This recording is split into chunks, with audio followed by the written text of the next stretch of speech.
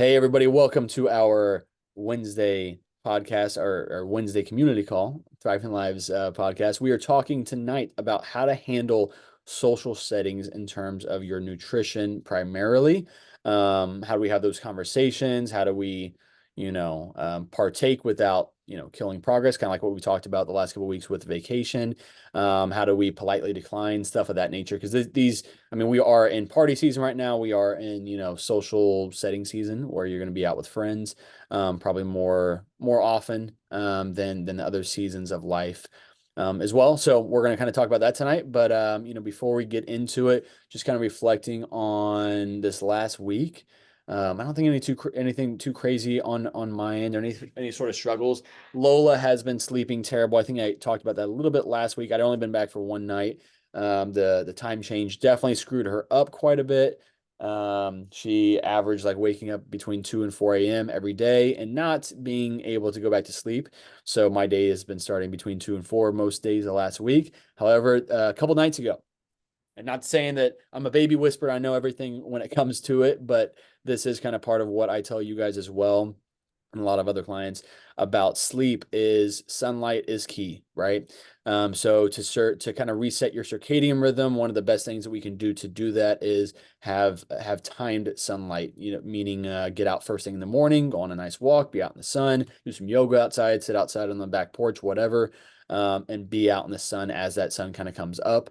First thing in the morning, ideally not going straight to your screen, not going straight to your phone, but instead, being exposed to some outdoor sunlight. And then same thing at evening as well, if you want to take it a step further. Morning time is obviously best, but then if you can sandwich that out with a nice evening walk or a little bit of time outside as well, another good thing, especially as that sun is kind of starting to set and go down.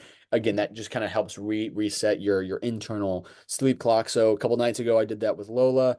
Took her out on a walk at like 7:30 p.m. We pushed her bedtime back a little bit and crushed it. And she's slept the past 2 nights. So I don't know if it was if it was just a coincidence, but I'm gonna say it was that, and that's definitely helped. But I would recommend that to anybody who's struggling with sleep as well. It's one of the easiest things to get out and go do. It's free. Plus, you can mix in some exercise, get some steps in with it as well. It's going to put you in a parasympathetic state. So, rest and digest, lower stress, get out of fight or flight mode. Be like Maddie, who is currently listening and out on a run, but you could just do that on a walk. But she's doing it at nighttime, so she's probably going to sleep like a baby tonight. But anyway, though, let's get into the topic at hand. We were talking about how to handle social settings. So, this is something especially newer people within Thriving Lives kind of struggle with, and especially again this time of year. So, first and foremost, there's so many different contexts and nuances to what this could possibly look like. But I'll just do some ones that are kind of off the top of my head. So first, let's think about you're going to a 4th of July party that's coming up next week. So how do you handle that? Well, first off, it's 4th of July. You should be enjoying yourself. Where most of us here are Americans, so definitely enjoy 4th of July. Now, what does that enjoyment necessarily look like for you? Most times when we're doing holidays and social settings, stuff like that, we're doing it not for necessarily the food. Some people do it strictly for the alcohol, but most times it's to be around loved ones, whether that's friends or family or whatever the case is. That is why we are all getting together. Now, yes, we have food there to encourage people to come, and we have alcohol there to encourage that extra fun and stuff like that. But ultimately, it comes down to you're doing it for the special time with those friends. Now, usually that's still going to include some food and alcohol and stuff of that nature. So first and foremost, I would say enjoy yourself on 4th of July if that's what you want to do. Depending on how important your goals are to you, if you're okay with giving up some of those drinks and being more selective with your food, fantastic. Now let's say I've got some people right now on some different gut protocols because they have a little bit more in-depth, intensive situations kind of going on. Those are people that I would say you need to bring your food with you. Come prepared. And ideally, nobody's going to question you, but as I know it all too well as well, people are going to question why you're bringing your own food and stuff of that nature. And first off, it's none of their business why you're bringing that. But if they do ask, just say, actually, I've been really struggling with some gut discomfort here recently. I'm trying to clean things up or whatever the case is, and hopefully that answer suffices as well. I do think that communicating, is always the answer to a lot of our struggles. I feel like a lot of people don't communicate well enough, and same thing kind of with this. So if maybe you're getting together with some friends for for dinner, if you're planning a time to see friends, stuff like that, if you can invite them over to your house, that gives you a little bit more control over what the menu looks like, over what you're making. Not saying you have to make the most boring meal ever, but you can kind of control what's going into that. You could even make a full thing and then have like your own version of it. So if you want to do like a lower carb or lower fat version for yourself to kind of fit your plan, I think that's a very easy way. When I'm in a bodybuilding prep, which is going to be super, super strict time, that's really what I'm trying to do. If I'm connecting with friends, if it's a cheat meal while I'm out, that's a different situation. But if I'm trying to be clean with it, the easiest thing to do is just say, hey, come on over and I'll make, tasty salmon or steaks or something where I have control over it. It's still going to kind of fit the plan and stuff of that nature. Um, real quick, because I could just sit here and kind of talk circles. Does anybody have any kind of thoughts or struggles that you have currently faced or faced in the past when it comes to this exact topic, handling social settings when it comes to your food? I would say my weakness is brats and pasta salads. Brats and pasta. So that's perfect for July because you're going to be seeing that as well. And Uh, the hardest part of brats is no one in my family likes them. So there's it only works in the summer when you have more people over to eat them. that's true. And so like it's also rare, like it's almost like a fine wine for me. So it's not something I want to live without because I don't give them any other time of the Yeah. year. And then when you scan them into my fitness plan, you realize how fucking bad they are for you. Like Yeah. there's not even a bunless version that's good for you. So No. that doesn't make you feel good about it. You can't even do it that way.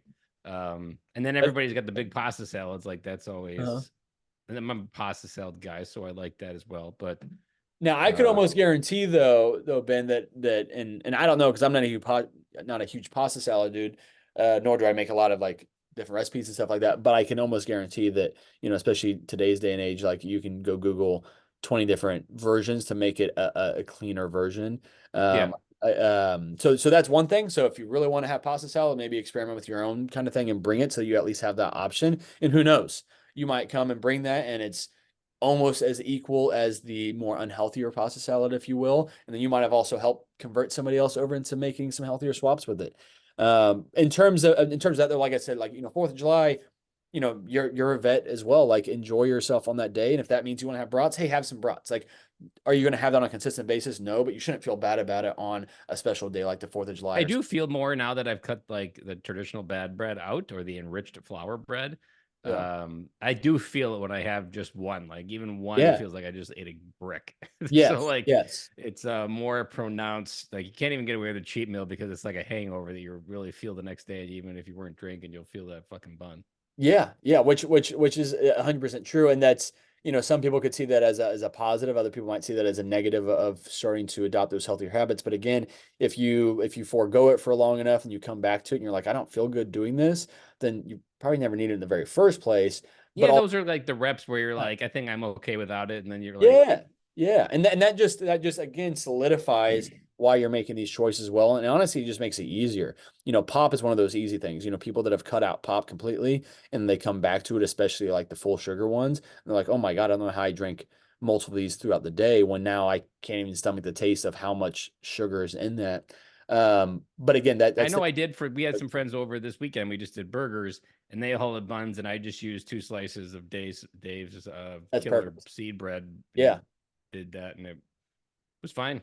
Yeah, yeah, it tastes good. You get more fiber with it as well. And if you feel better digestion wise, and that's fantastic. Again, a very, very easy swap that, and again, people might look at you different for it, but again, if they're your friends and family, they shouldn't put a lot of stock into what you're putting in your body anyway. And if it affects somebody else, then that's their own kind of I issue with. would probably bet 9 times out of 10 we actually care more about what other people think than We I think do. people are caring We about what we do with their buns. yes, So like yes. I'm happy you said that. reality is just we need to let it go.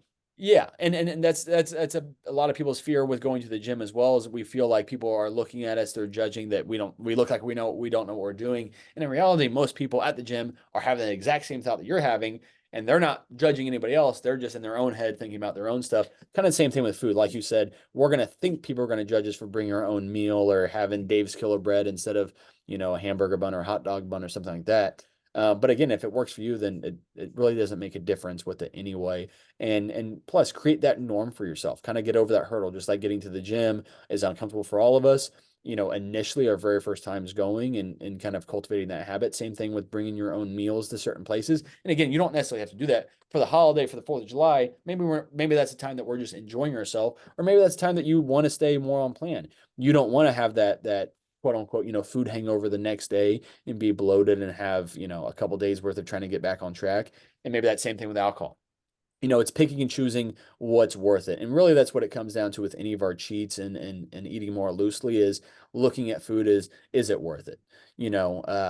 Plenty of times it's going to be. That brat tomorrow, on the 4th of July for Ben might be worth it. Um, but if you're just eating it just for the sake of eating it, even if you're not really enjoying it a whole lot, but just because that's what's food's there, to me, that's when it's not worth it. So but also looking at some other swaps. You know, I'm not a huge fan of I don't get me wrong, I love hot dogs, but again, knowing kind of what's all in those and then just how heavily processed they are. Again, if I'm only doing it once every now and then throughout the year, it's not a big deal. But they have like chicken brats and stuff like that, so you can also swap that out for a cleaner version, a lot less fat, a lot more protein in those as well. Or again, just eat the brat and move on with it. But those are some different ways you can kind of clean it up.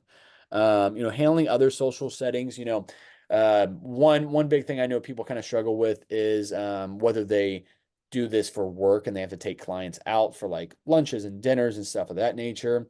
And don't get me wrong, I don't want anything to come in way of business for anybody here. But at the same time, there's other things you can order. There's non-alcoholic drinks you can order. There's even just cleaner options, right? So if you're used to a higher sugar alcoholic beverage or really heavy calorie beer or something of that nature, find a different alternative. Go with maybe just the Michelob Ultra. Not that I'm gonna pick a Michelob Ultra because I'm either not drinking or I'm gonna drink and get my money's worth out of it, and I'm gonna have a higher percentage beer or something of that nature. Because if I I'm definitely bought a 12 pack of Miller 64. yeah, there you go, there you But go. then I was reminded, man, this really does taste like water. Yeah, exactly. And so that's where it's like, but also sometimes it's just being a part of the fun. And so if everybody else around you is drinking, we don't want to necessarily be left out of that sometimes. So if it makes sense to kind of do that, then it's just be mindful and be intentional with your choice. Not just drinking, a ton of calories just to drink a ton of calories, just to play catch up with all your friends. If you want to drink and you want to let loose and get a little tipsy or a little drunk or whatever the case is, then hey, go for it, but be intentional about that choice. That's the biggest thing, and kind of know like weigh the pros and cons of it and then kind of go in with it. And that's how you can kind of moderate that stuff, and get away from the normal just Tuesday drinking and instead of, place it on special occasions where it makes sense. But again, communication goes a long way. So, ideally you're not even coming in and really saying anything about it. You're just living your life. You're making your food choice, your drink choice. But when people, you know, make comments about it, stuff like that, first off, let it roll off your back, especially if they're just giving you shit for it, because that's usually all it is. But also communicate, maybe why it is that you're doing this. Um, and if the people that you're with truly care about you, they shouldn't be knocking you for And saying that usually when they give I you don't shit are the feel ones that good. have the problem. So Exactly. And that 100% is the case is the people who are going to be making negative comments are the same people that don't want to make that change themselves. They probably know they should be making changes. They have an issue with kind of what they're doing, even if they're not saying it. And again, misery loves company. If everybody, if I'm drinking, it's more fun to have everybody else drinking with me. And if nobody else is drinking, or if one person isn't, it's making me reflect poorly on myself in some way. So that's how we get defensive when we start giving shit to other people with it. But so yeah, again, know that the person who's giving you shit for it usually is one that's struggling with it the most as well. And hey, maybe they could actually use the help and maybe the role model that you are being in that situation to kind of do the right thing. But again, don't feel bad about bringing your own meals with you. If you're going to a friend's house for dinner and they're making food, you've made that choice to go over there at this point, and so eat whatever it is they're making, but you can still pick and choose how much of everything you're getting. Still lead with prioritizing protein first and stuff of that nature. But if you're going to be out of control when it comes to that meal, meaning you can't really control, if they're making lasagna and that's the choice of food there, that's your choice to eat. Like that's all you have to eat. So then go into that knowing that that's going to probably be a cheat meal. And hey, if it turns out to be a cleaner meal, then perfect. Then place your cheat meal on a different day. Um, but we don't need to get caught up too much because I know that some people kind of get like analysis by paralysis when it comes to social settings. What do I do? How do I order and stuff of that nature?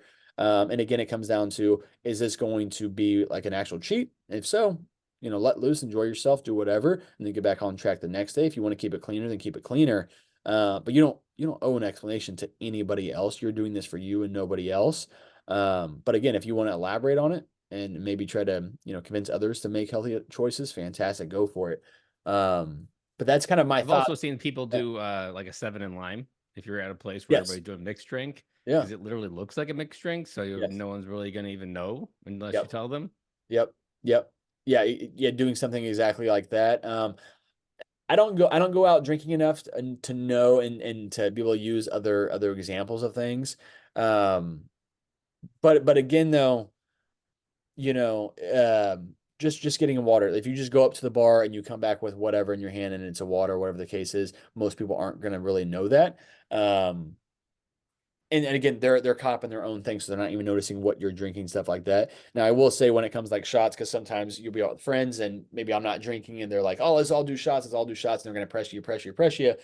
Instead of just giving in, I might act like I'm giving in. And if they're going to be totally forceful on that shot, then that shot's going right over my shoulder. And yeah, we just wasted it. You think I drank it, but in reality, I never drank it in that situation. So, or other times I'm like, nope, I'm not having it, like whatever the case is. But sometimes you just don't want to have that battle with somebody who's already drunk. Then you just act like you take it and move on with your day. Um, and that's been honestly something I've done for probably over a decade at this point. But any other scenarios that you guys have faced that's been a struggle when it comes to, food and alcohol in social settings, any hesitancy that you have coming up with, 4th of July or anything else kind of on your guys' minds here on the call? And Ben, thanks for sharing that example as well. Enjoy your brat next week, man. Or get the chicken alternative and see if you like that as well. That'd be cool as well. All right. Well, that's all I got for you guys tonight. I'm sure there's plenty of other examples. If you're listening to the playback of this and you have your own example of a situation, always ask those questions because I'd rather answer it and you guys be comfortable in what you're doing. Keep in mind, next week we will not be having a Zoom call because it'll be on the 3rd ahead of 4th of July. So plan ahead for all that stuff. Hopefully everybody has a good 4th, but obviously we have a check-in day tomorrow ahead of the 4th of July as well. So we'll be kind of talking about that over check-in. So if you have questions on your check-ins, definitely ask that as well. But otherwise though, anybody on the call have a question about this or literally anything else that you guys I want guess to go? maybe an interesting question tied to all this is if you Yeah. are on a strict one cheat meal over 7 days, so you're not even just 80/20, you're at like Yeah. 95/5. Yeah. Not yet 95 yet. How much resiliency does your diet actually build up to handle more hits to it than one cheat meal? Like if you were to do two cheat meals, Yeah. or if you're just Yeah. taking an extra, like a beer or something, not even something like a cheat meal, but just doing a beer, Yeah. does the diet have enough resiliency once you're in your rhythm, let's say, or does that actually like just take points and take the wind out of the sail and you actually So from a reason, I definitely get where you're coming from, and so I'll answer this in a couple different areas because I think that's a really good question. But there's definitely nuances to it. So first and foremost, every body is different. Like fully body and their digestive system's different, everything else. And also we're in different calorie deficits. So some people they might be in a 500 calorie deficit on their plan, and they're averaging, a couple pound, a 2-3 pound loss per week. Other people they're just losing half a pound per week. So obviously the person who's only losing half a pound per week, their room for error is a lot less because they're already in a deficit that's only minimal, and so they're just very very gradually losing weight. But somebody who's dropping by the pounds each week, they might have a little bit more wiggle room. Also, just metabolism in general. I'm somebody who I can get away with eating out a couple times. I'm fortunate in that way, but I also keep my calories so high that I can have a couple cheat meals a week and generally still see progress. But also, it comes down to how lean you are. If you have 100 pounds to lose, having two cheats, you're probably going to have some wiggle room because your body's probably used a little bit more calories than maybe the person who's, you know, maybe only 10 pounds away from their goal weight with that. So that there's different wiggle room and all of that stuff. I think when it comes to resiliency, I also think about the mindset around it as well. So if it's a very slippery slope for you or anybody else that's kind of struggling, or that struggles with food in that way as well, if you're giving yourself too many allowances, is that just maybe just that extra cheat meal, is that going to be a catalyst for you to fall off for extra meals? If you just keep it limited to those two meals, really not going to be a huge deal. And again, like not every week do we have such a smooth week and total control of the week? Again, like things usually come in clusters. Like you're going to have multiple family birthdays all in the course of a week span time, maybe even a holiday mixed in there and stuff like that. So some weeks you might have to take 3 or 4 hits with it, but the more occasions of that, the more important you controlling all the other controllables is. So if you're going to have 2 or 3 meals that are off, that are more of a cheat that week, then that's when the other meals that you're having during the days, that means your water intake, trying to get your workouts in and sleep, should be on even a higher focus to try to get those in, knowing that you're going to have some other off days as well with that. Now, like you said, if you're just kind of mixing in a beer, again, it comes down to how consistent you're being outside of that, and then also what does your weekly check-ins look like as well. So that's where there's definitely going to be a big difference. Um, does that kind of answer your question? There's no like straightforward answer to that question because again, there's so many different nuances. I think what it really comes down to is when you're totally nailing it, you have the one cheat meal week and that's about it. And then outside of that, you're crushing it. How much weight you're losing would probably show you how much flexibility you have in having extra cheats. Also, how big are those cheats as well? Like you said, if you're having one actual full cheat meal and then maybe just one beer, probably not that big of a deal. Now, if you're doing a full cheat meal plus 2 or 3 other full cheat meals, and maybe my cheat meal might look different than somebody else's cheat meal. I know some people on this call that have a cheat meal that is literally freaking Catalina Crunch, which is just a really high fiber cereal, and that's like their cheat meal. That's not a giant cheat meal. The other day I went to Twisted Fresh, which if you live here in Kansas City, it's fantastic food. It's tasty food. I've always gotten the mahi mahi tacos, and it's awesome. It comes in like this a hard shell taco shell, but then a soft shell tortilla on the outside with cheese in between that, and like mahi mahi fish. It's awesome. Well, I always want their burger as well, and I happen to have a really busy Sunday morning. I only got to have a protein shake in between a workout, a golf outing, and a walk in Mo. So I was very active that morning, only had a protein shake, so I ended up getting both. So like my cheat meal that day was a full 4 mahi tacos plus an entire burger that came with it as well. So like that was my cheat. For some, that might wreck them and they might gain 5 pounds off of that. For me, I woke up the same weight the next day. So again, different cheat meals for different people and their bodies are going to respond a little bit differently.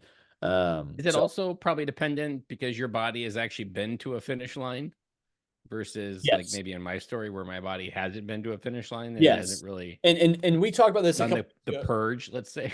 Yeah, well, and we talked about this a couple of weeks ago as well, and I think it's a good thing to kind of come back into. But so we have to kind of earn our food freedom and our food flexibility from a metabolism standpoint and stuff of that nature. But just in terms of that freedom as well with it, because like you just said, I've been on some sort of a meal plan and been consistent with my nutrition for over 12 years at this point. I put in countless hours in the gym and really taken minimal time off of any of this resemblance. Again, like my baseline has always stayed really, really high in terms of my execution when it comes to healthy habits for the most part.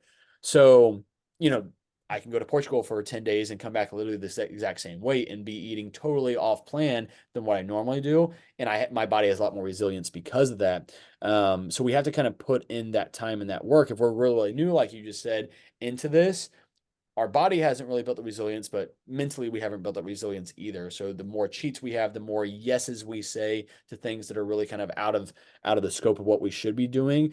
It's only actually making it harder to keep making the right choices, the choices that more align with kind of where we are. But so, yeah, I mean, time, thinking about it from like an investment standpoint, before we can start taking more withdrawals, more cheat meals per week, we have to make more investments over that long-term time period, right? So yeah, I think that's a great way to look at it. I think that we should earn that freedom that comes a little bit more down the line. And really, the more we can dial in, some people really want to take baby steps at this stuff and focus on one small change at a time, which I'm all for. Everybody's a little bit different, but what I will say with that, Renee, I know also feels kind of the same way about it. Is that sometimes the best thing to do is just dive in, just fully embrace it all, follow every aspect of the plan. Obviously, not gonna be perfect at everything, but really be intentional about doing that. And you're gonna see a lot of changes where if we take really, really baby steps, we're gonna hit more plateaus. And sometimes, that slower steps to things, it for some people, if they don't have the right expectations, the right mindset, it can throw them off because they feel like they're not really moving anywhere. They're just kind of treading water. They're not really making a lot of changes. They're not really seeing a lot of progress, and that can be disheartening in itself. Matt, which we got a Matt here on the call. I'm assuming it's the Matt that I'm thinking of. When he came with me a couple months ago, even if it's not the right Matt, but so he dove in, like fully dove into the entire plan, and we fixed some gut issues very, very fast because he didn't really have any slip ups. He completely dove into it. And I think we're down like 30, 40 pounds, like in really not a lot of time. Now, don't get me wrong, I usually wouldn't say we should go that fast with things, but I think for him, it was just dropping a lot of inflammation. And I've posted about him quite a bit on social media as well. But that's the effects of fully diving into it. And then you just radically kind of fastly change your habits and you see the rewards of it so fast, and then we can work back to a more of a balanced approach. So sometimes it does kind of take really diving into it before we can find that healthier sustainable balance that we are all striving for down the road, but it does require a little bit more rigidity and strictness at some point. Matt, I Hey, just it's me. I'm the Matt, there you go. and Good I for got you. 4 abs now. You got what? I got 4 abs now. You got 4 abs now? Hell yeah. That's Yeah, awesome. How long do you think that was going to take you to get? I thought it was gonna take the whole 6 months. Yeah, hell yeah. And we're already there in just a couple months, just in time for summer, right? Yeah, that's right. Yeah. But I mean, would you concur with everything I just kind of said? Like, instead of just taking small little baby steps, you just said, I'm just buying into it. I'm just going to do it. I gave you the option between like a flexible and a clean plan. You chose a clean plan. We've been rolling ever since. I mean, don't get me wrong. I slip a little bit here and there, but I Of try to course. do tiny little, little bitty slips instead of Yeah. deep end. Yeah, yeah. Well, yeah, exactly. It's minimizing the damage when you can keep a slip just a small slip, and not repeat it the very next meal, the very next day, and try to spread those out, right? Fewer and further Right, between is kind of the goal with it. right, Good, I feel good. most of my slips is the steps and water, but Yeah. not necessarily the nutrition. Um, and when in doubt, I just consume protein like that. I've got enough protein in the house that Good, I can handle. good. It's working some of the other stuff in. Yeah, Um, if anything, in my lazy, I don't know if it's lazy, but it's my lazy. If I know I'm low or I need some type of like carb or fiber, it's just peanut butter on a rice cake. yeah, Like if I haven't had anything or if I only had yeah, protein for lunch. And I've also one thing that really helped me is buying a row of chicken breasts or chicken thighs, putting them in individual Ziploc bags, pulling one out in the morning, and then just air frying it for lunch with some Oh, seasoning cool. on top. That's And then I'm not meal prepping, but I'm doing it on the fly for every day. And depending good. on how life changes that week, I'm not wasting anything.